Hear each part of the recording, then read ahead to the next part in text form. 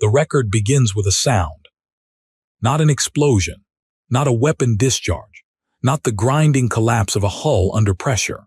Just a sound, small, almost domestic, the soft mechanical asterisk click asterisk of a stylus being set down on a data slate by a Velthari archivist named Sovendray, in a room so quiet that the ventilation system's hum felt intrusive. He had been reviewing the asset manifest for the 6th time that morning. 41 vessels, human designation, warships, Velthari designation, seized, every transponder confirmed, every hull accounted for, every weapon system locked, catalogued, and cold. He set the stylus down because his hand had started to shake. Not from fear, from a number. The manifest listed 41 ships. The Human Naval Registry, cross-referenced through 3 independent intelligence sources, listed 41 ships total. Sovendray had seized everything humanity had. So why, at 3:40 station time, had long-range passive sensors detected what appeared to be drive signatures? Deep, quiet, moving without transponders, moving without sound, moving in a formation that the tactical computer could not identify because it had never been programmed to look for anything that small moving that slowly in that direction. He picked the stylus back up, set it down again. The question he wrote in his personal log, the one that would later be recovered, translated, and distributed to every intelligence agency in the conclave, was not strategic. It was not tactical. It was 4 words. What did they hide? The seizure had taken 11 minutes. That detail would become the most discussed fact in Velthari military history, not the diplomatic aftermath, not the asset value, not the political consequences of taking humanity's entire armed fleet in a single coordinated action. The 11 minutes, because 11 minutes implied something that every Velthari analyst had chosen, perhaps deliberately, not to examine too carefully. It implied humanity had not resisted. Commodore Velinathari had commanded the seizure operation from the bridge of the asterisk relentless theorem asterisk, the Velthari flagship that the humans would later, privately, call by a different name, one that translated roughly as asterisk the ship that thought it had already won. Velinathari was a methodical officer, 30 years of service, 17 engagements. Zero tolerance for the kind of romantic sentimentality that occasionally infected younger commanders when dealing with younger species. Humans were a young species, 40 years of spaceflight, a single inhabited world, a navy assembled from commercial hulls and retrofitted mining vessels, and in 2 notable cases, ships that appeared to have been constructed using design philosophies borrowed from large ocean-going vessels that no longer existed on a planet they no longer primarily occupied. Their technology was functional. Their coordination was unremarkable. Their threat assessment score, according to the Conclave's standardized evaluation matrix, was a 4 out of a possible 12. A 4. Velinathari had commanded operations against species rated 7, 8, and once a brutal, grinding campaign against a species rated 10. She understood threat. She understood resistance. She understood the particular texture of a species that knew it was going to lose and fought any way out of something she had no word for in her language, though human linguists would later suggest the closest translation was asterisk spite. The humans had not fought. They had complied, immediately, precisely, with a kind of surgical cooperation that she had found at the time professionally satisfying. All vessels have cut engines, her tactical officer had reported. No weapons hot, no distress signals, no encrypted traffic. Boarding teams. Welcomed aboard. Human crews are standing in formation in their respective cargo bays.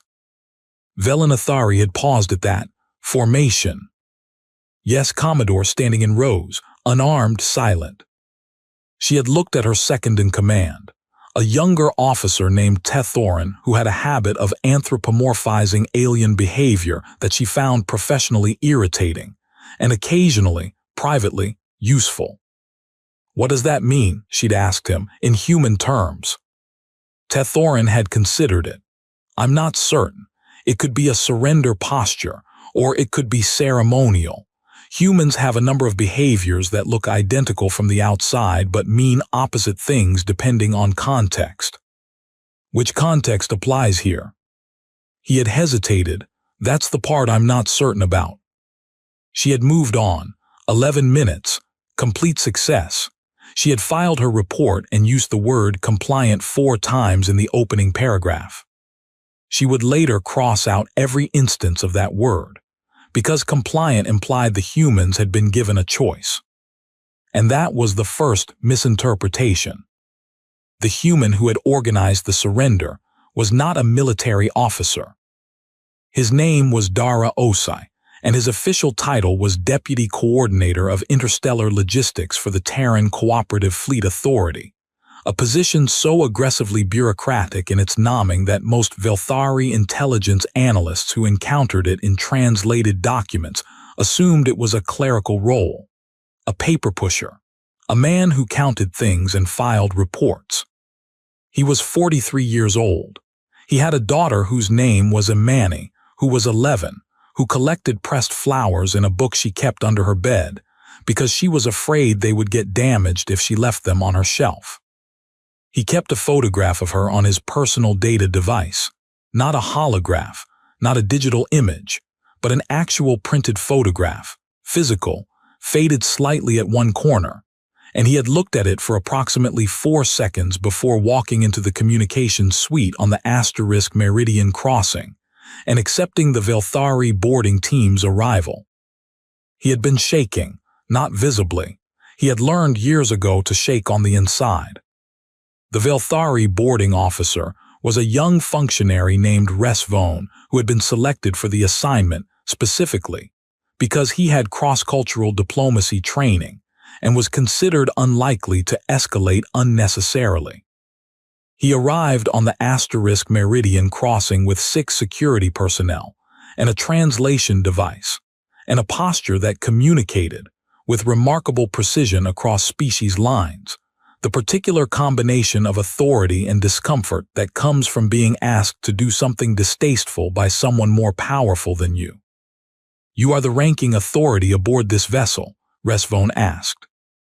Dara looked at him for a moment. I'm the one you need to talk to, he said. Resvone logged this as a confirmation. The Velthari Conclave has formally requisitioned all vessels under Terran military registration. Your cooperation is noted and will be reflected in the diplomatic record. You and your crew will be transported to the processing facility at. I know where we're going, Dara said. Another pause. Resvone's translation device flagged the interruption as potentially aggressive, then revised its assessment to culturally assertive, then gave up and marked the interaction context unclear. You have questions? Resvone asked. Dara looked at him for another long moment. His expression was one that Resvone would spend considerable time analyzing in the months afterward, a look that he could only describe, inadequately, as * someone who knows more about where they are standing than you do about where they are standing. No, Dara said, no questions. He turned and walked back toward the cargo bay, where his crew was standing in formation. In rows, silent, waiting. Resvone watched him go and felt, for reasons he could not immediately articulate and would not be able to explain for quite some time, that he had just failed a test he hadn't known he was taking. The processing facility was located on Velthari Station Kethmora, a structure that had been in continuous operation for 230 years, and had, in that time, processed the crews of 19 different seized or surrendered vessels belonging to 11 different species. Its administrators were efficient. Its records were meticulous. Its staff had seen enough alien physiologies to have long since stopped being surprised by biological variation. They were not prepared for the humans. Not because the humans were physically unusual. They weren't. Bipedal, bilateral symmetry, unremarkable. The Velthari medical team had flagged one thing in the initial health assessment, a baseline cortisol level that the instruments kept misreading as a calibration error, because the levels were so far above what the Velthari medical database listed as a biological distress threshold that the system assumed the instruments were broken. Every single human tested the same way. Every single one. These readings indicate they should be in acute psychological collapse, the medical officer told the facility administrator, a woman named Coordinator Pethsilon, who had managed this station for 19 years and had, in that time, developed a very precise and finely calibrated tolerance for surprises. Elevated cortisol at these levels in any species we have on record corresponds to extreme fear response or severe physiological trauma. Coordinator Pethsilon looked at the readouts, looked at the humans through the observation window. The humans were sitting, standing, talking quietly to each other, passing around small containers of what the chemical analysis identified as a caffeinated beverage. "They don't look traumatized," she said. "No," the medical officer agreed, "they don't. So either the instruments are wrong. I've run 3 calibration cycles. The instruments are correct. Or," Pethsilon said slowly, "this is their baseline." The medical officer didn't answer for a moment. Then, "If this is their baseline, coordinator, then they walk around every day of their lives at what our models classify as a stress response, equivalent to being in immediate mortal danger." Pethsilon looked at the humans again. One of them laughed at something, a real laugh, unguarded, spontaneous. "And yet," she said. "And yet," the medical officer confirmed. She filed a report. It was marked physiological anomaly, low priority, pending further study. It sat in a queue for 3 weeks. By the time anyone senior enough to understand its implications read it, the situation had changed considerably. Dara Os had been in the processing facility for 9 days when the first thing happened that the Velthari security system failed to flag. He asked for a piece of paper. Not a data slate, not a terminal access request. Paper, physical. He explained through the translation interface that he had a mild photosensitivity that made prolonged screen use uncomfortable, and that he preferred to write by hand when possible, and that this was a documented medical accommodation that the Terran Cooperative Fleet Authority provided as a standard provision to all employees. The documentation was real.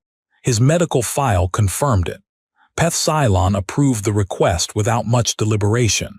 Paper was not a security risk, and the administrative friction of denying a documented medical accommodation was greater than the administrative friction of approving it.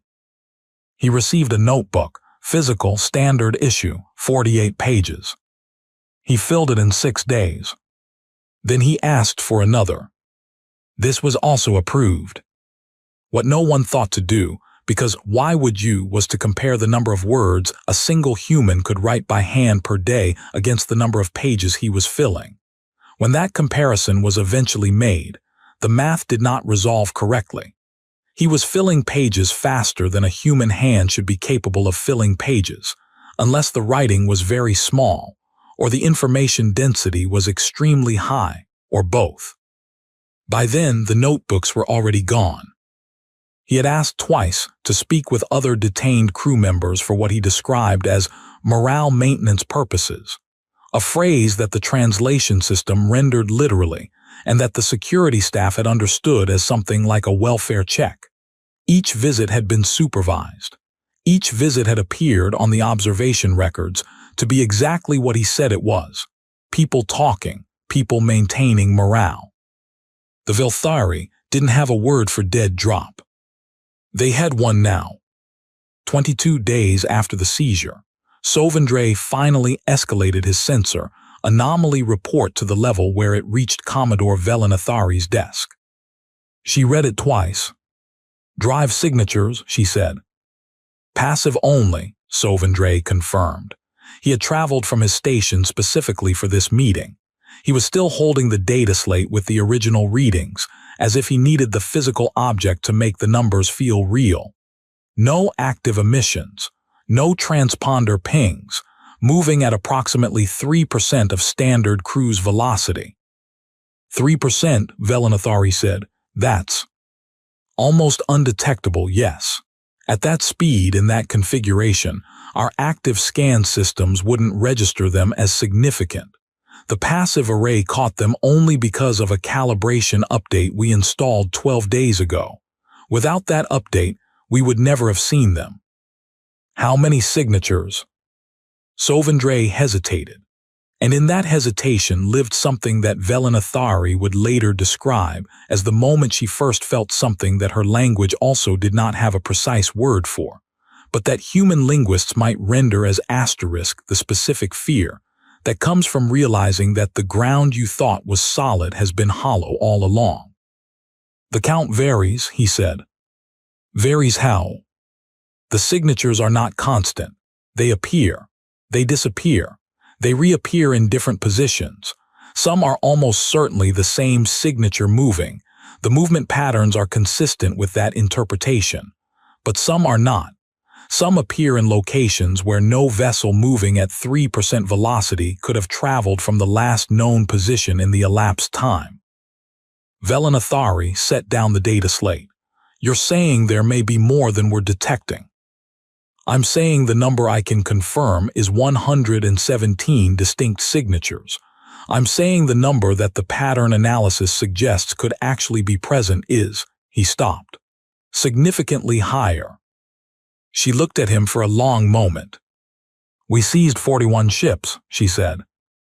Yes. The Human Naval Registry lists 41 ships. Yes.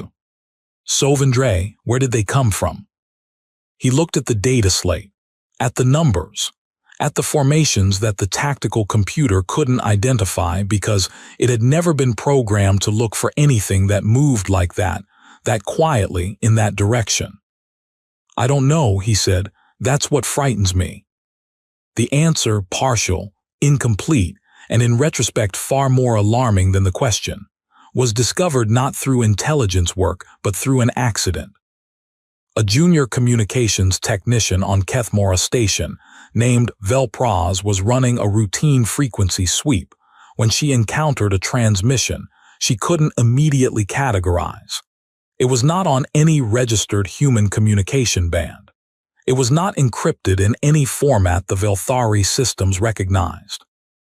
It was, in fact, so ordinary in its structure that it had been automatically logged and ignored by the station's AI screening system, which had identified it as background noise from a commercial relay. Velpraz was 26 years old and had been in her position for 8 months, and had exactly the kind of bored, meticulous attention to detail that produces either brilliant analysts or profound administrative headaches, and she had not yet determined which one she was. She pulled the transmission out of the noise log because the frequency pattern struck her as having a rhythm that didn't match natural interference. She ran it through the linguistic analysis suite and got nothing. She ran it through the signal analysis suite and got something. Not a message, a timing sequence, a heartbeat, regular, consistent, built into the carrier wave at a level so subtle that you had to know what you were looking for before you could find it. She almost missed what made it significant. The timing wasn't binary, wasn't base 12 like Velthari mathematical notation, wasn't any base she could immediately identify. It was based in human mathematics, human rhythm, human signal, hidden inside what appeared to be nothing, transmitted on a frequency the Velthari had never thought to monitor because it corresponded to a wavelength that was, according to everything they knew about spaceflight physics, essentially useless for long-range communication. Unless, Velpraz said to herself, in an empty room at 2:17 station time, you don't need it to travel far, unless you just need it to travel to something that's very close and very quiet. She pulled up the passive sensor logs. She overlaid the transmission timestamps against Sovindre's drive signature detections. Every transmission corresponded to a signature movement. Every single one. The humans in the processing facility were talking to the ships, through paper, through notebooks filled with what appeared to be personal writing and were actually something else entirely, through visits to other detained crew members that appeared to be welfare checks and were actually coordination sessions, through a communication channel built on a frequency that the Velthari had never monitored because there had never been a reason to monitor it. Velpraz sat in the silence of her empty monitoring room and experienced what she would later describe. In the debrief that lasted 11 hours and was classified at the highest level, as the specific sensation of realizing that every assumption you have made about a situation is not merely wrong, but is the exact wrong that someone else designed for you to make. She filed her report. Pethsilon read it at 400. By 4:15, every notebook in the processing facility had been confiscated. By 4:20, Dara Osei was in an isolation cell. By 4:30, the drive signatures on the passive sensors had stopped moving. Not disappeared, stopped. Waiting. You knew we would find the signal eventually, Pethsilon said. Dara was sitting across from her in the interrogation suite. He looked tired, genuinely, physically tired, in a way that he hadn't looked for the first 3 weeks of his detention.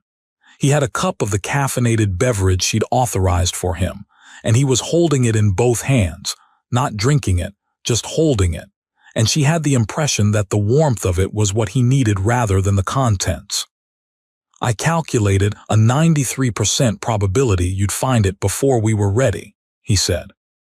Pethsilon processed that sentence very carefully. Before you were *ready. Yes. Ready for what? He looked at his cup. I'm not going to tell you that. You understand I can compel. You can compel my body, Dara said quietly. That's not the part that's useful to you. The silence stretched out. Somewhere in the corridor outside, Pethsilon could hear the distant sound of footsteps, her staff, reconfiguring security protocols, pulling records, beginning the escalation process that would eventually reach Velanathari and then the conclave itself. A machinery of response, grinding into motion. The ships outside, she said, the ones we can't fully count, those aren't in your naval registry. No, they're not military vessels. Dara looked at her then. Something moved across his face, not quite a smile, not quite something else. She couldn't name it. Her training hadn't given her language for it. That depends, he said carefully, on how you define military. Velanathari received the full briefing at 600 and spent the next 4 hours doing something that her staff had rarely seen her do, sitting still. She sat in her command chair on the bridge of the relentless theorem and stared at the main display screen, which was showing the updated passive sensor analysis that Sovendre's team had spent the night refining. The numbers were still uncertain. The formations were still unclassified. But the scale had become clearer, and the scale was the problem that she could not stop sitting with. The human-registered naval fleet was 41 vessels, she said, to no one in particular. Her crew was very quiet. What are we looking at now? Her tactical officer, a careful woman named Brethsal who had worked with Velanathari for 6 years and understood the specific register of her commander's voice that meant answer precisely and do not soften anything, pulled up the consolidated analysis. Best estimate, based on current signature counts adjusted for detection probability and cross-referencing movement patterns, 340 to 500 vessels, possibly more. Possibly more, Velanathari repeated. The passive array has improving resolution but still has significant blind spots. We're triangulating from multiple stations, but the vessels are moving in ways that seem specifically designed to exploit those blind spots. The patterns are Commodore. The patterns look intentional. Of course they're intentional. She was quiet again for a moment. What kind of vessels, tonnage, configuration? That's where it becomes, Brethsal hesitated. Irregular. The drive signatures are all over the map. We're seeing what appear to be very large vessels moving alongside very small ones. Some signatures suggest configurations we'd associate with cargo haulers. Some match profiles we'd associate with mining operations. Some we can't classify at all. Velanathari finally moved.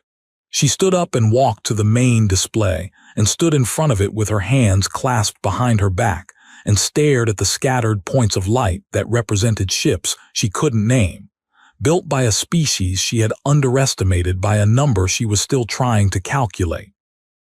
They gave us their navy, she said slowly. They gave us every registered military vessel they owned, without resistance, in 11 minutes. She paused, because those weren't the ships they were planning to use. No one on the bridge spoke. Tethoran, she said, her anthropologist, her irritating, useful, occasionally brilliant second-in-command. Commodore, tell me what I'm missing. Tell me what humans do that I don't have a framework for. Tethoran was quiet for a long moment. When he spoke, his voice was careful in a way that Velanathari recognized as the voice of someone saying something they have been thinking for a long time and are only now judging to be survivable to say aloud. Humans, he said, have been building things for as long as they have existed, not just military things, everything. Boats that crossed oceans before they understood what was on the other side, structures that outlasted the civilizations that built them. They built tools and then built better tools and then built tools to build better tools. It's compulsive almost, structural. They don't build for the war that exists. They build for the war they believe is eventually coming. How long have they known about the conclave? First contact was 41 years ago. And they've had spaceflight for 40 years. They had spaceflight before first contact, Tethoran said carefully. The conclave made first contact when humanity had been operating in space for approximately 14 months. What we don't know, what we have never been adequately resourced to determine, is what they have been building in the 40 years since. Not officially, not on registered manifests, in the places we didn't think to look, in the frequencies we never monitored, in the configurations we don't have categories for. Velanathari turned from the display. Go to the processing facility, she said. Talk to the man, the one they call Osai. What do you want me to ask him? I want to know what they built. He won't tell me. I know, she said. Watch how he doesn't tell you. The shape of what he refuses to say will tell me more than the answer would. Tethoran sat across from Dara Osai in the interrogation suite and set a cup of the caffeinated beverage between them like an offering. Dara looked at it, looked at Tethoran. Something shifted, not trust exactly, but recognition. One person identifying another person who is trying. You're not security, Dara said. No. What are you? Someone who is trying to understand. Dara picked up the cup, actually drank from it this time. That's a rarer thing than it should be. Among your people or mine. A pause. Then something crossed Dara's face that Tethoran would spend considerable time analyzing. Amusement, but underneath it grief. The specific combination of the two that belongs to someone who is carrying something enormous and has been carrying it long enough that it has become part of their body. We didn't build warships, Dara said suddenly. Tethoran kept his expression neutral. What did you build? We built ships, he set the cup down. Everything humanity builds has more than one use. That's not strategy, that's not cleverness, it's just how we think. A cargo hauler can carry cargo. It can also carry people. It can also be modified. It can also be loaded with things that are not technically cargo but are not technically weapons either, depending on the circumstances. He paused. We've been building ships for 40 years, all kinds of ships. We registered the ones we were required to register. We didn't register the ones we weren't required to register. Because they weren't military vessels. They were not, when they were built, military vessels. Tethoran sat very still, and now. Dara was quiet for a long moment. When he finally spoke, His voice was so even and so controlled that Tethorin felt something move along his spine that was older and more primal than anything his training had prepared him for. "I want you to ask yourself something," Dara said. "You took our fleet. You did it in 11 minutes. You were very efficient, very professional." He looked at his hands. "Did you ask yourself why we let you?" "We assumed." "I know what you assumed." His voice was still even. "Did you ask yourself whether we wanted you to have those ships?" The silence was total. "If the only vessels in your sensor range were our registered fleet," Dara continued, "then our registered fleet was the only thing you had reason to watch. And if you were watching our registered fleet," he stopped. "You weren't watching anything else," Tethorin said. "We've been moving for 22 days, Dara said simply. "You detected us 9 days ago. We've been moving for 22 days. The things you could see were the things we built to be seen." Tethorin stood up very suddenly. His chair scraped back. He looked at Dara Osai, at this tired man holding a warm cup in a detention cell on a station that was now surrounded by something neither of them could fully count, and asked the question that had been hovering at the edge of the conversation since it began. "What are they waiting for?" Dara looked up at him. His eyes were calm. The shaking, the inside shaking that Tethorin had no way of seeing, had stopped. Not because the fear was gone, because the carrying was almost done. "For me to stop being useful as a communication channel," he said, "and for you to be looking in the right direction when I do." Velinathari was still on the bridge when Tethorin's report arrived. She read it standing, read it again, then did something she had not done in 6 years of command. She asked to speak to the person being detained directly herself, without an intermediary. Dara Osa was brought to a secure communication suite instead of the interrogation room. The difference was small, but she had chosen it deliberately. It meant something in human social geometry, she had been told. She was working with every framework she had. She sat across from him, and for a moment said nothing. He said nothing either. "I need you to tell me what the trigger is," she finally said. "I am not asking you to tell me the plan. I am not asking you to tell me the disposition of the vessels. I am asking you to tell me what happens, what action on my part, or inaction on my part, causes whatever comes next to begin." Dara looked at her with that expression she was beginning to understand was not concealment but precision. A person measuring exactly how much information would serve their purpose. "Are you asking so you can prevent it?" he said. "I'm asking so I understand what I'm choosing between." Something changed in his face then, a very small thing, but she was watching for it. "Negotiation," he said quietly. "Genuine negotiation, not conclave legal process, not the diplomatic framework that requires us to operate as a client species under Article 17 of the Compact. A conversation between equals, formal, documented, binding, with humanity treated as a full participant, not a subject. The conclave has never." "I know what the conclave has never done," Dara said. "I also know what the conclave has never faced." He glanced at the display screen on the wall of the suite, which showed, because it had been left on, the updated passive sensor analysis. He looked at it for a moment. "We're not asking to win a war, Commodore. We're asking you to notice that one has already started. What happens next depends on whether you'd prefer that we finish it or talk about it." She was quiet for a long moment. "Those ships out there," she said. "Some of them will be armed. Most of them probably aren't standard military construction. But they're there, and they've been moving for 22 days, and we didn't see them coming, and I am now sitting here trying to calculate what it costs me to call them a fleet versus what it costs me to call them something I don't have a word for yet."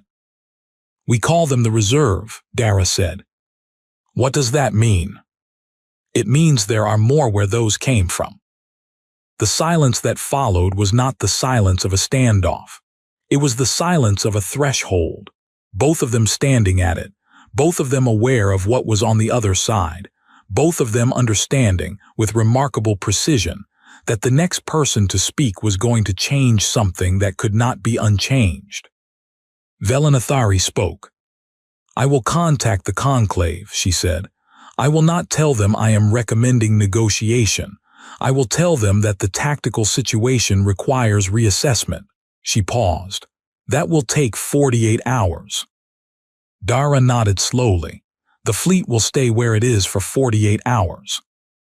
After that, Dara said, "whatever hasn't been started will have to be finished." The 48 hours were the longest Tethoran had ever experienced. He spent most of them reviewing everything the Velthari intelligence apparatus had ever filed regarding humanity. 40 years of reports, assessments, cultural analyses, economic models, threat evaluations. He read them with the specific attention of someone who now knows the conclusion and is working backward to find where every step went wrong. The answer was everywhere. The reports were not inaccurate. They described with reasonable precision everything the Velthari had been able to observe. The infrastructure, the biology, the psychology, the social structures, the political organization, the technological development. They described it all correctly. What they had failed to do, consistently, thoroughly, across 40 years and hundreds of analysts, was to understand what the observed facts implied. The human cortisol finding should have told them something. A species that operates at maximum stress response as a biological baseline is not a species that experiences danger the same way other species do. It is a species that has been living in a state of maximum physiological readiness for its entire evolutionary history and has built, not despite that, but because of it, an entire civilization on the premise that the danger is always there, always real, always approaching, and the only rational response is to keep building. The 41 registered ships should have told them something. 40 years of spaceflight, and humanity had registered 41 military vessels. A species that built boats before it understood what oceans were. A species that had, in the 200 years before spaceflight, produced more individual watercraft than the Velthari had produced in their entire maritime history. The surrender in 11 minutes should have told them something. 11 minutes to surrender everything you've registered, everything you've declared, everything you've allowed the other side to know about is not a defeat. It is a redeployment of attention. They had been given the answer 40 years ago and had written it down and filed it and never read it in the right order. He found the original first contact cultural assessment, filed by the initial diplomatic team, translated from a human sociological text that had been included in the initial information exchange as a demonstration of human academic openness. He found the passage that had been highlighted by the original analyst and marked asterisk interesting, low strategic relevance. It said, historically, the most significant human military developments have never occurred in the categories that contemporary observers identified as the primary military domains. The cavalry was decisive when everyone was focused on infantry. The submarine was decisive when everyone was focused on surface fleets. The decisive advantage is almost never where the decisive battle appears to be. Low strategic relevance. Tethoran closed the file. He went to find Velanathari. She was in her private office, and she had been on the communication line with the conclave for 6 hours, and the sounds of those conversations, the ones he could hear through the door, muffled, strained, interrupted, told him everything he needed to know about how those conversations were going. She emerged at hour 37, and she looked like someone who had been carrying something very heavy for a long time and had not yet decided whether she was going to set it down. They said no, Tethoran said, not a question. They said the situation does not meet the threshold for treaty modification. What threshold? She looked at him with an expression he had seen before, in the faces of people who have been asked to enforce a policy they no longer believe in. Existential threat, she said. The Conclave's legal framework for renegotiating species status requires a demonstrated existential threat. How do they define? Active hostilities, confirmed casualties, documented military engagement. She stopped. They're waiting for us to be shot at. Tethoran processed that. We've been surrounded for 22 days by a fleet we can't count that we didn't know existed, operated by a species we've had in detention for a month. And no one has fired at anyone, Velanathari said, which is apparently the problem. The 48 hours ended at 600 station time. Tethoran was on the bridge. Velanathari was on the bridge. The entire senior staff was on the bridge. The passive sensors were running at maximum resolution across all available arrays. And the picture they produced was the clearest it had been since detection began. 381 confirmed signatures. Formation analysis still incomplete. Configuration analysis still incomplete. Weapons status unknown because the vessels were not emitting any active scan or targeting signals. They were just there, present, quiet. The galaxy's largest question mark, made of steel and human stubbornness, arranged in a pattern that the tactical AI kept trying to classify as a siege formation and kept having to revise because it wasn't quite that, and it wasn't quite anything else the database knew either. At 6:01, Dara Osai's voice came over the communication channel. He was still in the secure suite. He sounded, to Velanathari's ear, like a man who has been awake for 37 hours and has stopped being afraid not because the danger has passed, but because the fear has been fully absorbed into the purpose, and there is no longer a distinction between them. "Commodore," he said. "Mr. Osai." The conclave declined. "Yes." A pause. "Are you prepared for what comes next?" She thought about the 11 minutes, about the formation in the cargo bay, about the photograph he'd been carrying, about the medical readings that shouldn't have been anyone's baseline but were, about 40 years of ships built by a species that didn't build for the war that existed, but for the war it believed was eventually coming. "No," she said honestly, "I don't think I am." A longer pause. "I'd like to speak to the conclave directly," Dara said. "Not as a detained individual, as the authorized representative of the Terran Cooperative. I have credentials. The legal framework exists. They are required, under their own compact, to accept a formal address from a legally credentialed representative of any recognized species." Velanathari looked at Tethoran. Tethoran was looking at his display. He looked up, nodded once. She opened the channel. What Dara Osai said to the conclave lasted 14 minutes. He did not threaten. He did not demand. He did not describe the fleet outside in terms of its size or its armament or its capabilities. He described his daughter. He described the photograph he carried, the pressed flowers under the bed. He described what it meant to have brought humanity this far.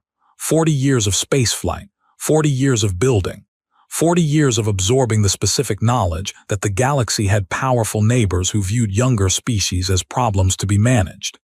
And to have made the calculation, the calm and terrible and fully considered calculation, that the only way to make sure Imani's children lived in a galaxy where they were free was to make that case, here, now.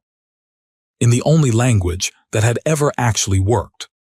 "We did not come here to fight you," he said. "We built the capability to fight you so that we would never have to.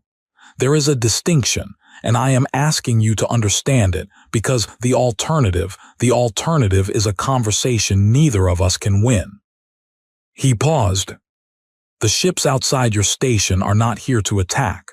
They are here to exist, to be visible, to be counted, to make the point that we made once, quietly, 40 years ago when you arrived at our planet and we showed you everything we had and you looked at it and saw a 4. Another pause. "We are asking to be seen correctly.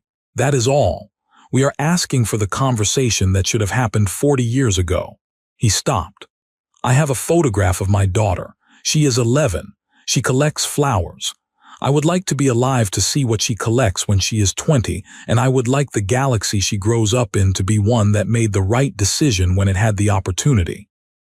The conclave was silent for a very long time. Velanathari sat in her command chair afterward and watched the passive sensors.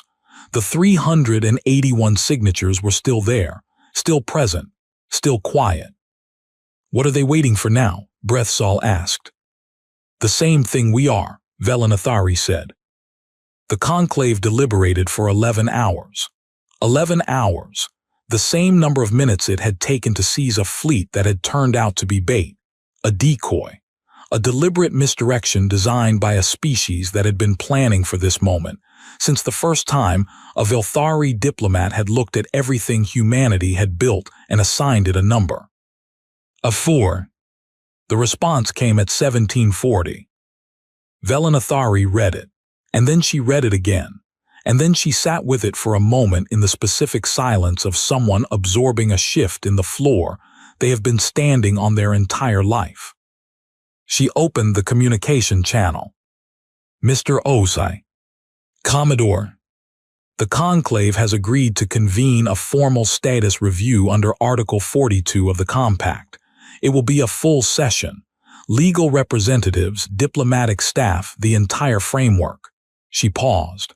This has not happened before, for any species. A silence on the other end of the channel. Then, when? 90 days. Another silence, longer. "The fleet will maintain its current position for 90 days, he said. "It will not advance. It will not retreat. It will be exactly as visible as it is now."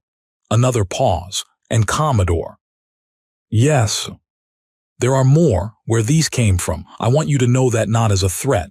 I want you to know it so that the conclave makes this decision understanding what they're actually deciding." His voice was even, tired, certain. "We are not asking for mercy. We are asking to be correctly counted."